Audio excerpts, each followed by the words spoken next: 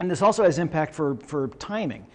You can actually get information about divergence timing from phylogenies. There's different ways of doing it, but you can say something about when two different lineages split in the past, which is useful if you're trying to figure out whether you need to quarantine something. Okay, if you've got a virus showing up somewhere, and you wonder if you have to start quarantining procedures, and then you find out that the virus diverged from something else a long time ago. It's always been there. Quarantining is not going to do any good. You might as well not even bother. A good example is bird flu, which hit a few years ago. Where and when did the bird flu that showed up in New York come from? It turns out it's related to a sample that was collected in Israel the year before. Okay, so it's a Middle Eastern, if somebody apparently imported a bird from the Middle East that had this virus, it got into New York and spread there. So now we can say when the virus got there, and we can target our quarantining procedures. We don't have to, shut everything down. We know exactly where to go to prevent the virus from spreading any further. Okay, very useful thing. It has applications in conservation biology too. And here are two mammals. On your right here, that's a black-footed ferret, a severely endangered animal of the American West, very severely endangered species. People like them because they're ferrets. They're kind of cute. Next to it is a prairie dog. Prairie dogs are not that really, their populations have been declining, but I wouldn't exactly call them endangered. Black-footed ferrets really like prairie dogs. That's usually what they hang out with. We want to conserve black-footed ferrets. The problem is, and black-footed ferrets, part of what's killing them is they have a real problem with canine distemper. Canine distemper is 100% fatal to ferrets. They will always die if they get it. But if we want to conserve the black-footed ferrets, we need to conserve their habitat. We need to conserve what they want. And getting Western ranchers to conserve prairie dogs is a lost cause. Ain't going to happen. People want to preserve black-footed ferrets. People out there want to kill every prairie dog they find. Now, I personally don't agree with that. I think that, this argument that prairie dogs are destroying rangeland is a bit overblown, but nevertheless, that's the perception, and that's probably not going to change in the near future. How can phylogeny help us address this problem? Well, one thing that was discovered, and this is a paper that a friend of mine named Pamela Owen did with some colleagues.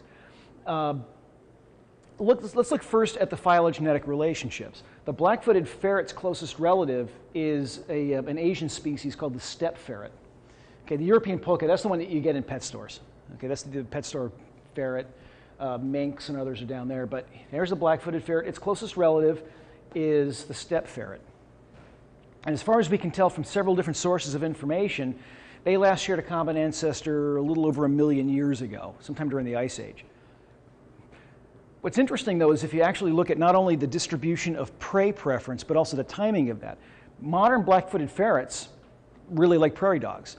But if you go to if you go to deposits that are older than about 750,000 years, you'll get black-footed ferret, you'll get prairie dog. You don't necessarily get them together.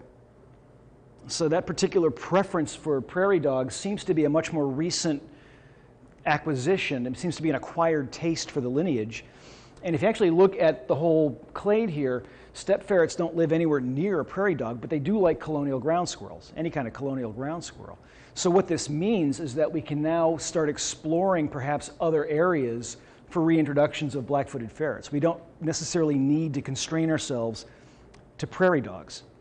I'm not saying we should just necessarily start releasing black-footed ferrets everywhere, but it does give us a range of options that we can explore. This is actually something I've been involved in a little bit too, because one of the most endangered species of crocodile today is the Cuban crocodile. Severely endangered. And it's really running out of habitat quickly. Today it only occurs in a very small area in southern Cuba and the Isle of Pines. But we've got subfossil Cuban crocodiles from the Bahamas and Grand Cayman Island. So we know until fairly recently it had a much broader distribution. I personally would like to see a breeding population in the Iowa River. It's not going to happen, but and the fossils don't put them there anyway. But again, we can start looking at other places to consider reintroductions. It's also, by the way, this kind of approach is also very useful in criminology. Phylogenetic systematics, the kind of stuff that my students and I do, is now admissible in the United States courts of law. And it's because of this case right here. And actually, a professor of mine when I was in grad school in Austin was involved in this, although he wasn't the lead author on it. This is based on an attempted murder case. A woman in Louisiana about 20 years ago went in, she had just gotten married, and she and her husband, I guess, were planning kids, and she went in for a checkup, and she came up positive for HIV and I think Hep C, one of the hepatitis viruses. And they couldn't figure out how this happened because she had been tested the year before and she was clean. She had none of the risk factors. She wasn't promiscuous, she wasn't an IV drug user, she hadn't had a transfusion during a certain period of time before they screened blood for those sorts of things. How did she get these viruses? Then she remembered that several months earlier, her ex-boyfriend, a physician, right after a big fight when they broke up, had come in concerned for her well-being and gave her a vitamin B shot, or so he said. And then, of course, the syringe is gone, and how do you test that? So they wanted to see if maybe there was something in that syringe other than vitamin B. They went to his office. It turns out a couple of his patients who were HIV and Hep C or whichever positive did say that he had drawn blood that month. They couldn't figure out why. They didn't need it. But everything they had was circumstantial. They didn't have any direct evidence until they did phylogenetics. HIV evolves very, very rapidly, which is bad because that's part of the reason we don't have a vaccine for it. By the time you get the vaccine, it's already evolved to the point where the vaccine doesn't recognize it. But it also evolves so rapidly that by the time you're infected by one virus, fairly soon you'll have a whole family of different kinds of viruses that have descended from that ancestral virus in your system. And so in that sense, it's, I'm going to say good in quotation marks, because it really lets you trace out where a particular strain of HIV comes from. And what they did here was they showed that HIV from this woman was descended from HIV from one of this doctor's patients. So they were able to demonstrate using this and they tested this using all kinds of different methods. They managed to get samples of the virus from all over the United States. They didn't just test this one community. And they were able to get this guy in jail on attempted murder based on this. Okay, so very predictive and a very useful thing, I think. Okay.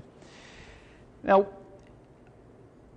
this leads me to something that I like to call the hierarchy of certainty. Okay, phylogenetics, it's this practice of reconstructing evolutionary relationships. As scientific things go, is a fairly new thing. The formal methods that we use were only really introduced starting in the 60s, and they didn't really even start taking off until the 80s and 90s. And it really has been revolutionary in several different branches of science, including my own, paleontology and systematics. But let me just show you how it's changed paleontology as a predictive tool, okay? In the past, suppose we wanted to reconstruct something that's dead. Dinosaur, T-Rex, doesn't matter. There were three different levels of certainty we can point to. Direct or indirect preservation. It's right in my hands. I can see it. Therefore, I'm pretty certain that it had this. But fossils are incomplete. We don't have everything.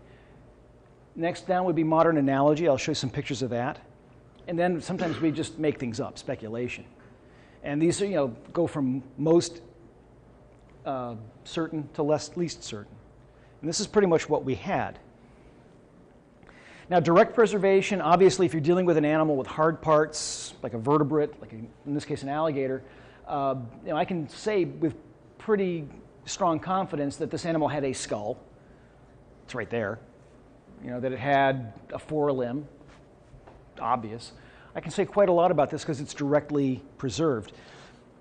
Modern analogy assumed that similar structures in different organisms, related or otherwise, was for similar function. And so in some cases, this is a reasonable assumption. Ceratopsians had these long horn cores that were covered with keratin and life on their heads, fairly similar to what you see in a modern-day rhino.